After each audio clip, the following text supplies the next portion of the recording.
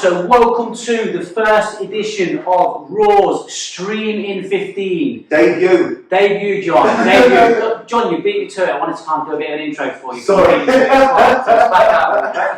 So guys, this is obviously our first stream really in terms of just thinking outside the box, talking about health and fitness. And I suppose a lot of people will be thinking, you know, why are Raw now doing this? You know, we're a year or so in.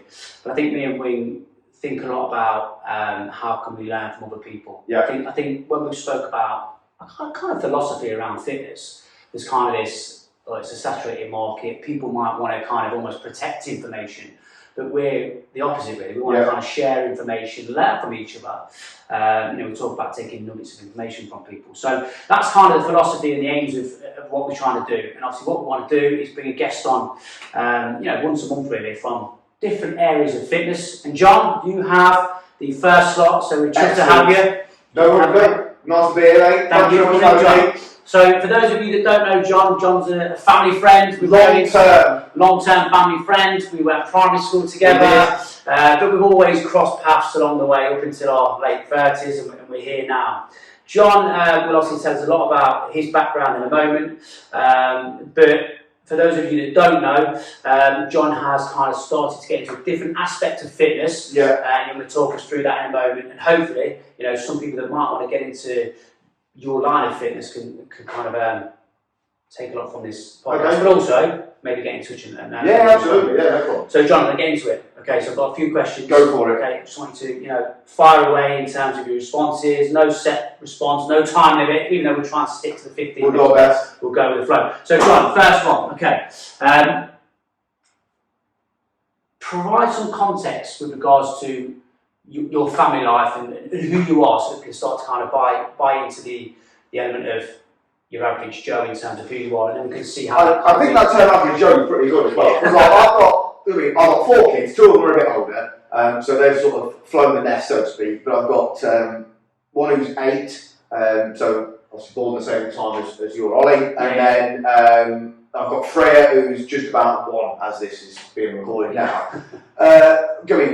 Got an estate agency business that I run, football team that I run. Property Fox? Oh yeah, so I've got Property Fox lettings, and then EXP for your sales, so yeah, if you need your house selling, give me a shout. So, I do lead a relatively busy life, but I'd like to call it a normal life, and I think that's where sometimes like you see your influencers, and you aspire to them, and you think, but you can't be there. Because they've got more time. They've got time to do that. Money's not the biggest currency. The time is.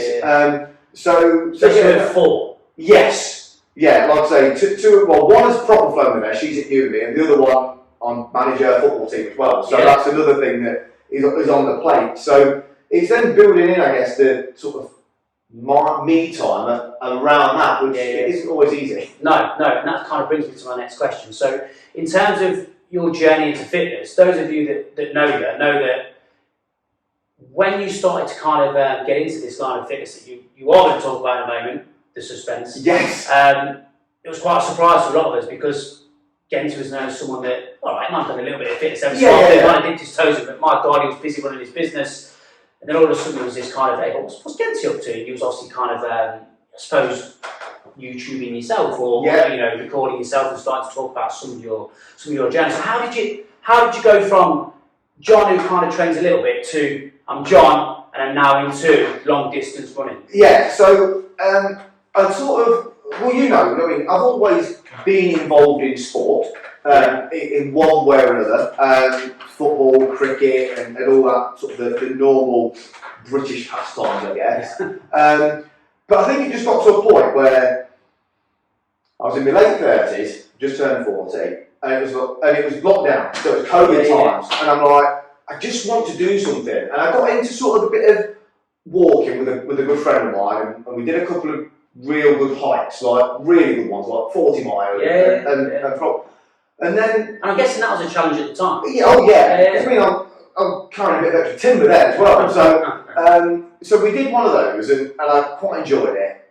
And I thought, I fancy just running and just seeing how I go. So I started running, and I got a bit of advice from a gentleman that I work with, and like to go from hardly being able to run at all to where I am now in sort of 3 years, it's just bonkers. But it's those slow steps, and I'm sure although this is running, you guys do your thing, the principles remain the same. That you can't bite off more than you can chew. It's not when people go, oh, I'm using, I've seen a guy on Instagram or whatever say, oh, I'm using the 5k weights. I think I'll just step up to 7.5. That's a 50% increase. Do you know what I mean? You'd never do that in anything else. So why and that's the same with running too. And I think that's where a lot of people probably go wrong in running. They go, oh, I'm going to go and run a 5k. It's all work. Do you know what I mean? Just do it straight off the bat. So yeah. So what did you start off from? So like interval training. So sort of run 2 minutes, walk 30 seconds, run and this is what you took me on 2 runs, 2 interval runs, and that was that. Yeah. Well, the funny thing, I'll come back to that. That's the thing. So I started with that, and then got built up to where I could run 5k. So I could run solid 5k. And I remember that exactly the time when I broke the 30-minute barrier for 5k. I was like, I'm over the moon. That's really good. And then I carried on that training. And got my 5k time down to less than 22 minutes, which is awesome. Is pretty quick.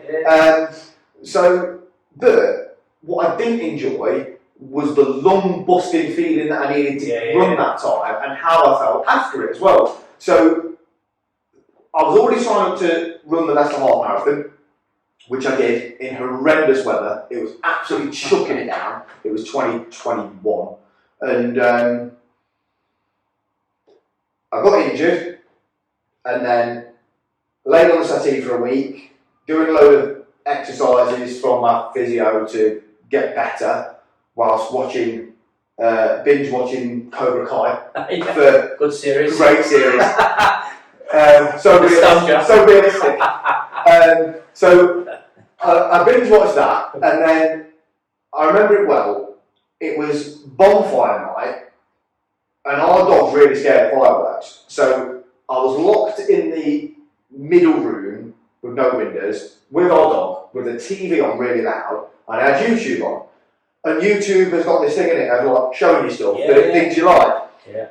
And it just showed me a bit on an ultra marathon. And I was like, that's interesting, because you don't really run an ultra marathon. You sort of jog a little bit and just walk and stuff like that. Stop you there again. So for people that don't know what an ultra marathon is.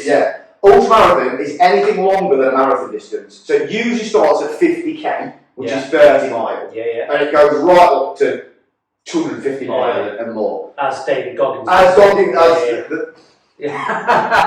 Big arse, so that's, I sort of seen this thing about ultra marathons, and I was like, I fancy a bit of that. It's like, it's a bit more relaxed, a bit slower, but there's that achievement of going long is, I quite like the sound of that. And that's sort of how I then got into the And how long have you now gone? So you've gone from saying you were struggling at 5k, 30 minutes, that was a massive achievement, to now, what, 2-3 years later, where are you at? What's your biggest achievement so far? So longest distance is probably not biggest achievement. So longest distance is 100k.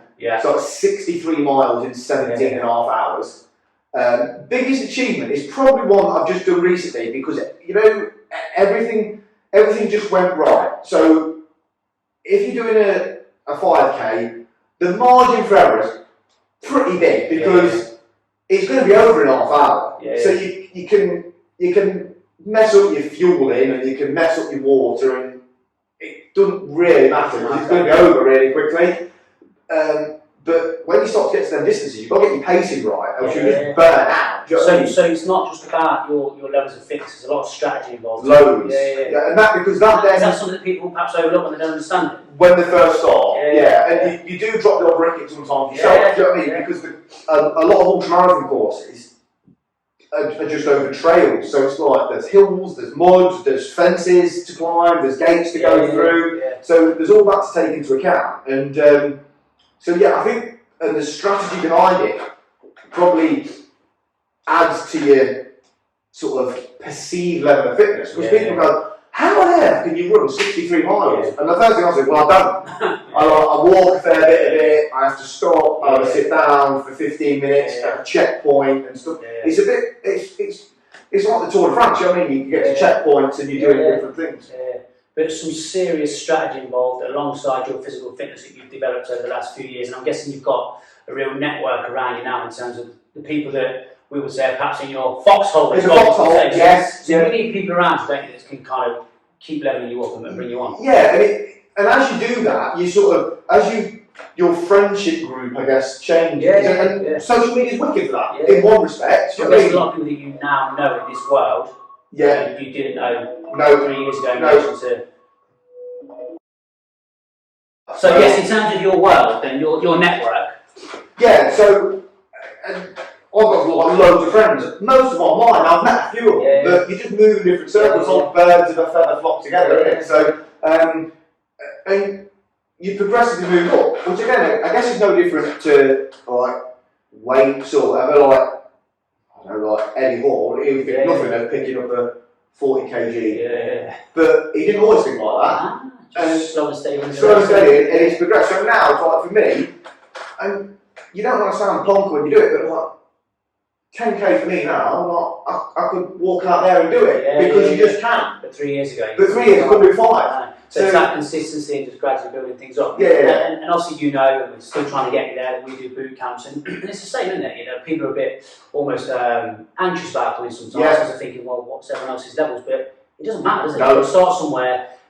You know, people actually are willing to run it, isn't they? Run your own race, do your own thing. Like you've got your own goals, and don't worry about what anyone else is doing. My missus says, don't compare your day one with someone else's day 100 because you can't. It's like you can make apples and oranges. Well, that's a similar quote to Jordan Peterson. So I don't know if your missus has read that, but I think he says, don't compare yourself to others, compare yourself to who you were yesterday. And it's the same, isn't it? You know, it's just about progress all the time. And it's nice to be able to see that. Like, now I've got, on the Instagram, it's like, longest ever run, 100k. Second longest ever run, 90 something. Third longest is 90 now, whereas 2 years ago, it was the longest ever run, 50k. And they're sort of... So 5k to 90k? 100 is my longest. That's awesome, isn't it? It's a long old way. Right, I'm not quite there yet again. You do. I am intrigued by these ones that you're doing. So I'm looking forward to hearing more about it in the future. Genty, talk to me a little bit about. We spoke a bit about family life. There's 4 children. Okay, different ages. Running a business, busy. How do you fit it in? What's the recipe to success? What's your week look like? When do you get it done? When do you get your practice done? So weekends is big. Like I'll usually do a big run on a Saturday, so I'll start at sort of 4, 5 or 6 in the morning, and my sort of general rule of thumb is I want to be back in the house from 10 to 10 because then I've got the day with the family. So, but that can give me 20, 25, 30 miles done before everyone's up, and pretty much, or before they're all ready. 1 or 2 little runs during the week, and then the sort of the cross training aspect of it, like your calf raises and stuff like that, I just do during the day. So like, fits it in. if while the toaster's down, I'll do some tib raises or some calf raises, and then the one bit of kit that I've got that I seem to use more than hotels is a weight bag, so you know, and that's just on the landing. Right. So then, if I go to clean my teeth or I go to the toilet, I'll do 10, 10, 10, and you think, well, if you do that 4 times a day. So you're just finding these little moments in the day. Just make sure the kiddies don't trip over the back. Yes, that's out of the way. Just little nuggets. No, definitely don't try that. It's just little nuggets of time. So, and for me, that works. Because if you said to me, I've got to go and do like a 45-minute session downstairs, I can't, because strangers running around or like tripping over toys and whatever. So just trying to drop it in as and when you can. So real small victories. You think how many times you just jump on Facebook or just jump on Instagram and it ends up being 10 minutes and you think, oh, and I still do that. I did, I could have gone and done this. I could have just and also, if you're not training at too high an intensity, you don't need to put loads of kit on. So I'll even do I'm quite lucky. I don't really sweat, so it has to be quite a high intensity for me to like really be like dripping in sweat or whatever. So I can be literally in what I'm wearing now, with some jeans on, and I'll just do 10 squats with the weight bag, 10 lifts, put it down, and if I'm going out. Even before you see a client, you know, you're waiting at a property and you're doing your calf raises. Well, I remember messaging you a few months back. Like, I was waiting for someone to turn up to a flat, and the flat was 7 stories, and I was like, "I've got 20 minutes here," so I was staring at him. But why not? Why not? Yeah, instead of being sat there scrolling on your phone. Exactly right. I mean, the amount of times I think we get our weekly update on the phones, don't we? That screen time. Oh my god! I can't believe it. Now, admittedly, it's because Jude's probably sat there watching. Yeah. Patrol or I don't know, Peppa Pig as well. But I'm thinking, wow, look at all that wasted time. You know, and a lot of it is work related as well. But I think there's definitely, you know, a couple of hours a week where I think that could have been used more wisely in terms of reaching my fitness goals. And you know, as much as this podcast's not about me, John, but you know, I find myself, and I never spoke off camera, I'm not squeezing my sessions in enough at the minute because I've got young kids and really struggling. And me and Wing are obviously trying to build this, you know, this lovely flourishing building, business, sorry. And I feel like I can't get in, but actually, when I then reflect on the time, I think, what have you been doing 4 or 5 hours a week? You know, so there are little kind of gaps in the day where actually you can make those small gains. My one is stretching. I quite like it, and I follow a guy online who's really good, and they're literally 10 minutes long, and I just think, God, I've got 10 minutes earlier, and just do you don't snooze for that long, don't you? You know, and that's. I think for me, it's setting myself up like the day before. So like I've said to myself, and I've already said to 2 people, I've said it to you now. I'm out at 5 o'clock tomorrow, so I will be out at 5 o'clock tomorrow. No matter how tired I am. Yeah, you're holding yourself to account, aren't you? Yeah, and that's what a lot of people do, isn't it? You know, but really interesting. And I think what you're saying resonates. I would imagine with a lot of people. If they sit there watching this, and thinking, similar to kids. I probably set my phone too long, I probably snoozed too long. You know what? If we just made a few tweaks, and like you just said there as well, really important, write things down. And actually, a good friend of ours who we've just been speaking about on camera, Steve Sanderson, he told me about this study at Harvard a long time ago in relation to more along the lines of financial success, but those that were more financially successful who graduated from Harvard were those that had written their goals down. Yeah. And it's similar, isn't it? You know, it's that similar kind of approach to if I write it down, it's happening, as opposed to if it's floating around. Yeah, I might go for a run, I might do this, I might do that. It's that commitment, isn't it? Yeah. So I think we can all kind of relate to that. John, I appreciate we're going to try and keep to 15 minutes. We can talk all night long. Right, John, last one for you before we get on to the final questions. Conclude with some top tips, advice for people that might be thinking about just trying to nudge on with their fitness goals. It don't have to be, you know, distance running. It might be boot camps. It might be weight training. You know, it might be cycling. Give us 3 tips. I think number 1 we've just gone through is just finding them little nuggets of time, and don't say to yourself you've not got time, because you have. Just go sleep less. You do sleep less. Yes. Sleep faster. Yeah. So number 1, sleep faster. Sleep faster. No. So number 1 is just look and be honest with yourself. So number one, be honest with yourself. I've not had time. I've not got time. I can't do this. I can't do that. Now you can. You're just choosing not to admit it. And I'm not being harsh there, because I do it. So it's like, that would definitely be number 1. Number 2 is start slow. And don't try and build up too fast. So I ran. So my first ultra distance was 2 years ago. Next month, which was 39 mile, and the furthest I've gone at the minute is 63. Now I am signed up for 100 this year. Is that the one I'm meant to be crewing for? There's 2, so there's that one, but I've actually signed up for one before, so that's in September. You need to let me know what I've signed up for. I do, yeah. We'll sort that out. Over time. So, but it's not just been so that's always been my goal. So small steps. Start slow. So be honest. Start slow, and you know what? Don't beat yourself up. Just try and enjoy it. Yeah. And if you're honest with yourself and how much time you've got, and you start slowly, you won't get injured. You'll keep enjoying it. And you'll find consistency. And when I go to park runs on a Saturday morning, there's people around. oh, I'm a bit slow today. I'm like, yeah, but you're faster than 99.9% of people And that aren't there. You're faster than all the people that still there in bed. So yeah, beating yourself up too much. yeah. John, love those words of wisdom, but you're not going just yet. Okay. So before you go, I've just got a couple of questions on these cards here. Okay. See, just some quick fire questions. So just pick card number 1 or 2. Number 2. Right, get it. 3 questions for you. Most inspirational book. Most inspirational book would be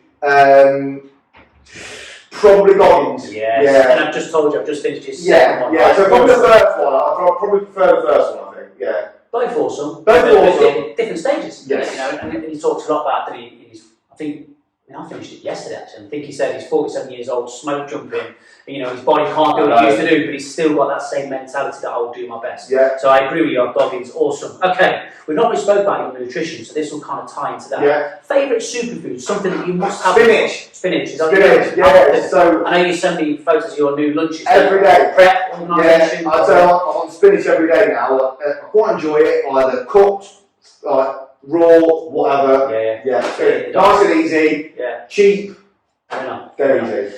Last question, Genty, before you go. Favourite fitness event? So event that you've done so far. And actually, just explain it a little bit, because we won't know what it is. Okay, favourite one I've done so far was literally start of January, country to capital. So started in Wendover, which I think is in Buckinghamshire, it might be in Berkshire, and it basically ran across the sort of trails towards the motorway, the M25, to pick up the Grand Union Canal that runs into London. Yeah. So then I got onto the Grand Union Canal, ran down there and literally followed the Grand Union right away into the middle of London into a place called Little Venice, which is beautiful, loads of nice canal boats around. The meadow's really nice. I said to myself, if all goes right, 9 hours 20, I reckon I can do it. Yeah. 9 hours 15. I was like, loved it. 43 mile. But even if you'd done 9 minutes 20, wouldn't matter, would it? No. And lovely scenery, getting out there. I'm guessing the family went down with you. I've got the bus back. Did you? Got the bus back from London. £7. There you go. Yeah. Cheap and cheerful. Yeah, absolutely, mate. Absolutely. Lot of time, not too much money. Awesome to have you, John. Thanks for your time. We'll have you back in a year's time when we've had our 12 guests. Why not? John, I'm going to do some advertising now for Raw. Make sure you attend our boot camps. Follow us on Instagram, follow us on Facebook. John, if people want to reach out to you with regards to the sorts of things you discussed about today, or ultra running, am I okay to pass on email? Or anything online? Long Runner John? Long Runner John, Instagram, probably. Yeah, is that the one? That's one. Yeah. Or Facebook. Brilliant. John, thanks for your time. Thank you for tuning in, guys. See you next month.